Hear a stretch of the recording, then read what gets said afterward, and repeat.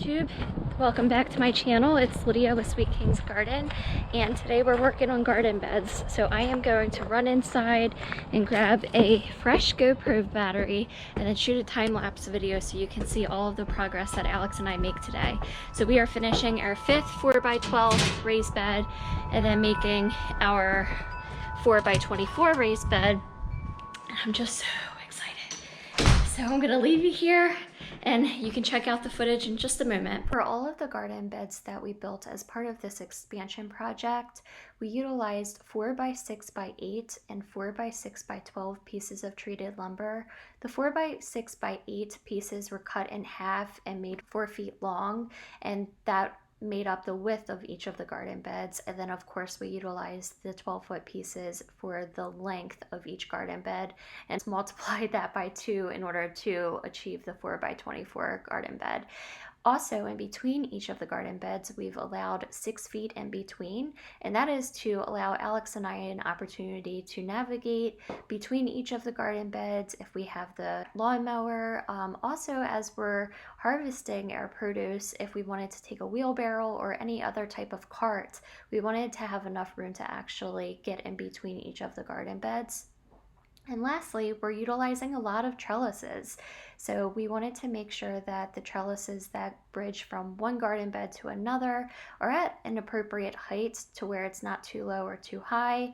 I mean, I'm going to be the one harvesting the most out of this garden, so I wanted to make sure that it was high enough for Alex to walk through and myself to walk through, but also so that I can ultimately grab the produce.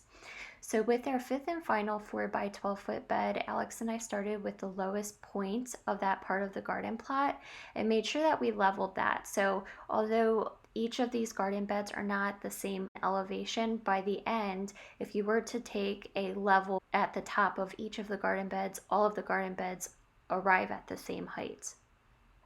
You'll also see that each of the garden beds are 2 layers high. So we started with the first layer, made sure everything was square and level. We fastened that layer in appropriately, and then we went behind and started with the second layer. We also tapered the pieces of lumber. So on one end, we started where the 4-foot piece was on the outside, and then followed that around. And when we added the second layer, we made sure that that 4-foot end was actually on the inside, just so that the lumber was tapered but still square. After, of course, the 4-foot by 12-foot garden bed, Alex and I moved on to the 4x24-foot garden bed, and this was a beast. There was a lot of digging, as you can see, just in terms of how our yard is graded. That was the highest point of the garden plot, so that required us to do a lot of digging, and boy, was that a trial and error just to make sure that we eventually got to a level place. We were so excited when we finally finished building this, and I have to admit I was sore as anything the next day. And unfortunately, Alex and I were so consumed with building this that I had no idea that my time-lapse video had stopped, so you don't even get to see the end result of all of the hard work we did this day. Okay, so quick update. This is actually the following weekend. My time-lapse only got us to, I think, 1 garden bed completed, and then halfway through the last bed, and then of course my GoPro battery expired.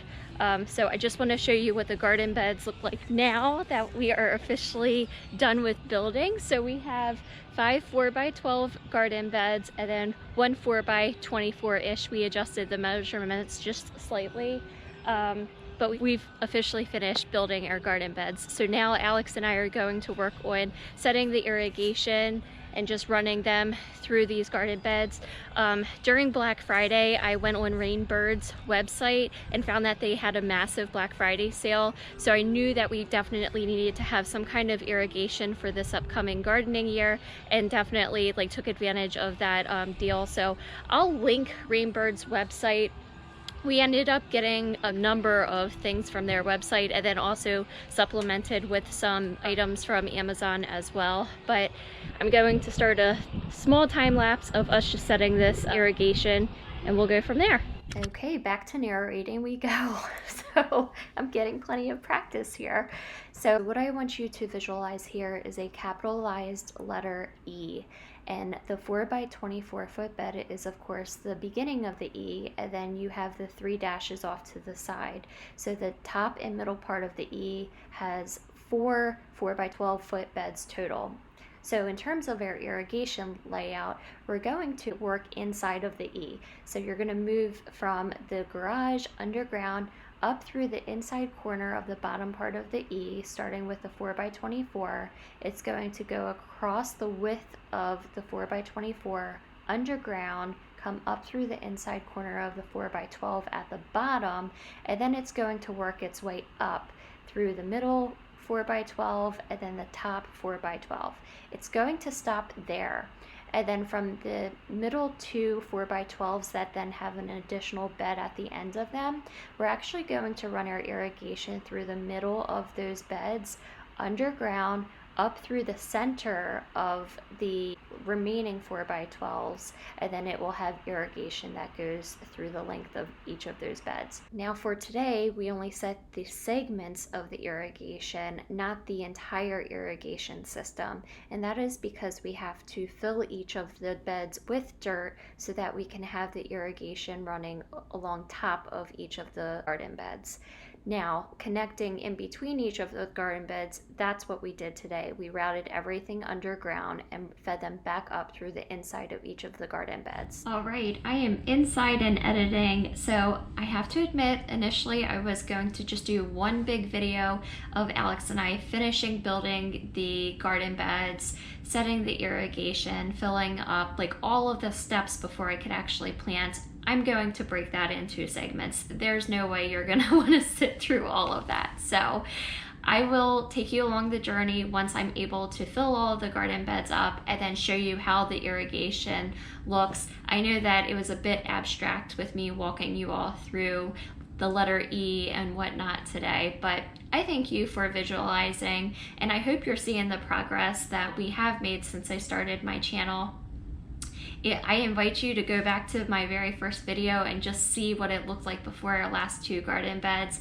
It's, to me, astonishing how much we've done so far, even though it really hasn't been too much and there's still so much left to do. So feel free to follow me on Instagram. I did start an Instagram handle at Sweet King's Garden, where I plan to post more in the moment updates and whatnot, but I'm going to be super conscious not to provide any spoiler alerts to my videos. So please consider subscribing if you want to just learn and follow my journey from here on out.